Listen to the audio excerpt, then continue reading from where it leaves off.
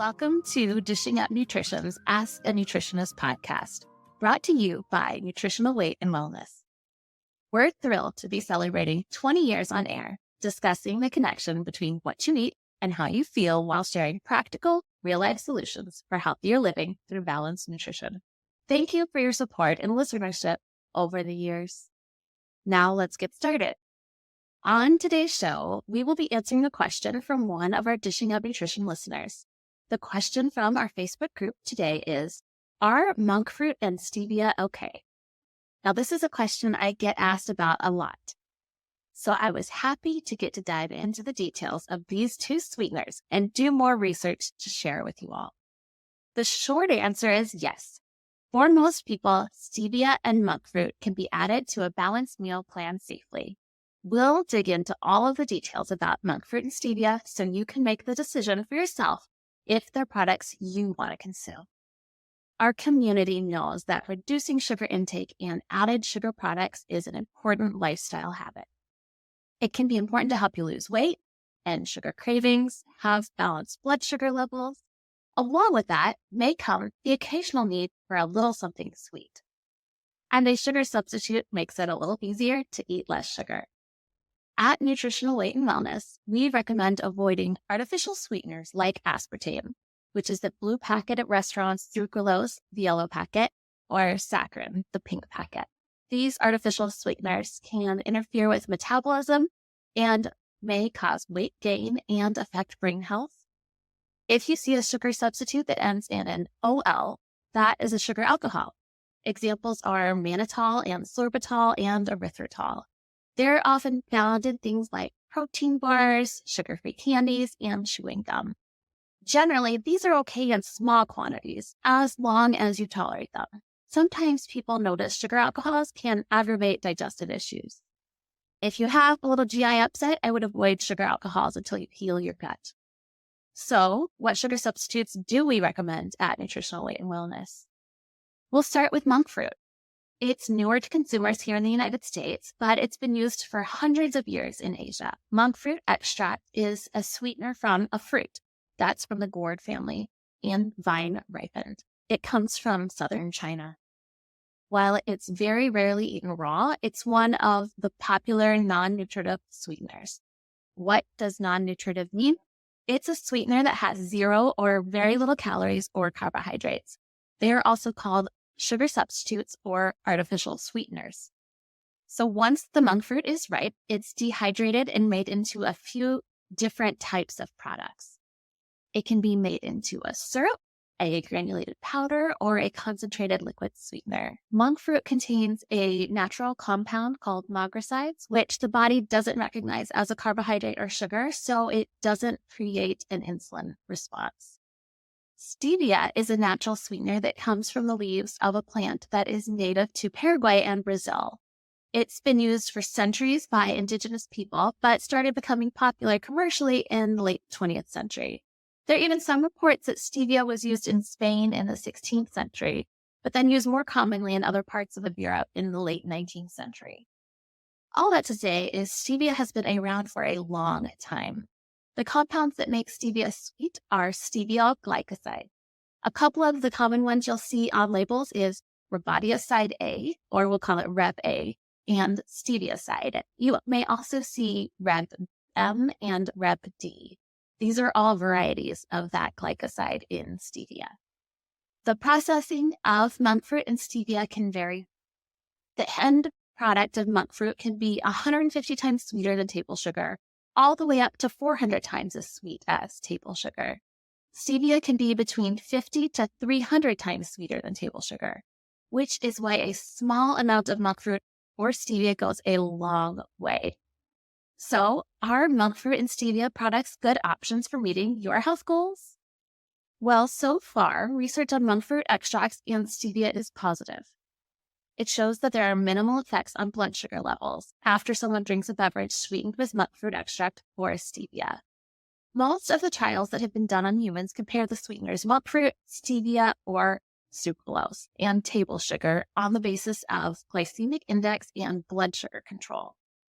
As a reminder, the glycemic index is a measure of how quickly a food or beverage increases blood glucose levels, meaning the higher the value on the glycemic index, the faster the food increases your blood sugar, which isn't a good thing because that increases our risk of diabetes, creates more triglycerides, and can cause damage to our nerves.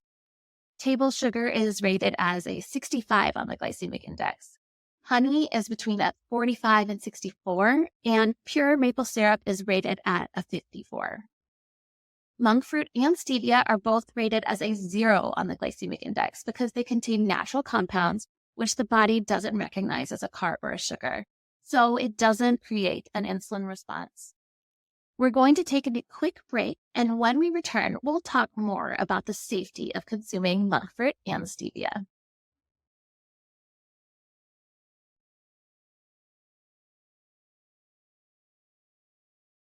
So we're back. And so now that we know these sweeteners aren't causing your blood sugar to go up, the next question is, are monk fruit and stevia safe to consume? The FDA considers both monk fruit and stevia as generally recognized as safe, which means that experts have evaluated the research on these products and concluded that it can be safely added to food. Animal studies have shown no adverse effects of high doses of monk fruit or stevia on rats and mice.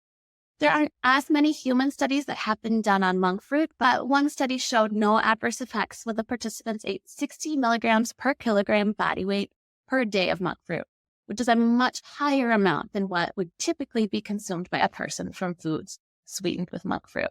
And while studies have shown that stevia is safe, in the past there were a couple of studies done on stevia and the fertility of mice that drew a lot of attention. So I'm going to briefly tell you about those. One was back in 1968, and that was a study done on rats that gave them very high doses of stevia, and they produced less offspring than the control group. Later, the author of that study said the amount given to the rats was an overdose of it, and there isn't any evidence humans would experience the same issues with fertility. Another study that's talked about was done in 1988 by Alvarez that showed the same issues with fertility. But that study was then discredited, and even Alvarez, the author of the study, went on to say that his newer research has led him to believe that stevia is safe for human consumption. Multiple studies since then have shown that stevia does not have any adverse effects on fertility. So besides being safe for use in humans, there have been a number of studies showing that there might actually be benefits also to using stevia as a sugar replacement. I found studies over the past 10 or so years that showed stevia could lower blood glucose, decrease blood pressure, and improve metabolic function. Most of these studies were done on rodents. Other studies have also shown that monk fruit contains high levels of antioxidants and may be anti-inflammatory. So what should you pay attention to when choosing monk fruit or stevia? Well, no, monk fruit is a member of the gourd family. So if you're allergic to gourds, you might be at a higher risk to being allergic to monk fruit. The stevia plant is related to ragweed, chrysanthemum, and sunflower seed plants. So some experts recommend avoiding stevia if you have an allergy to any of those plants. There have not been any reports of stevia-related allergies in the literature, so it's rare to have an allergy to stevia. Stevia can cause bloating, nausea, dizziness, and numbness, but this is very rare and often from ingesting large quantities of stevia at a time. But good to know in case you do experience any of these symptoms, you might want to find a different product to use. Another issue with both monk fruit and stevia is when other ingredients are added to them. Often monk fruit and stevia contain an additive like erythritol that's used to add bulk to the sweeteners. Erythritol is a sugar alcohol that contains about 70% of the sweetness of sugar. Because monk fruit and stevia are so sweet, very little is used, and erythritol is added to them to give them a more sugar-like crystal appearance and texture. Erythritol was in the news recently because of a study that showed people with existing risk factors for heart disease, like diabetes, were twice as likely to experience a heart attack or stroke if they had the highest level of erythritol in their blood.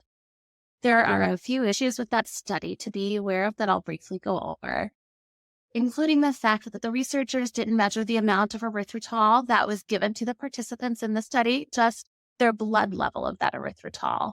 This is important to note because erythritol can be made by humans in their own bodies as a response to eating glucose and fructose.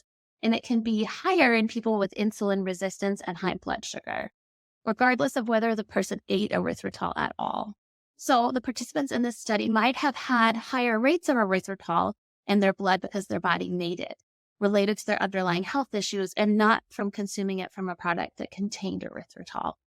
All of that to say is that there definitely needs to be more research on the use of erythritol.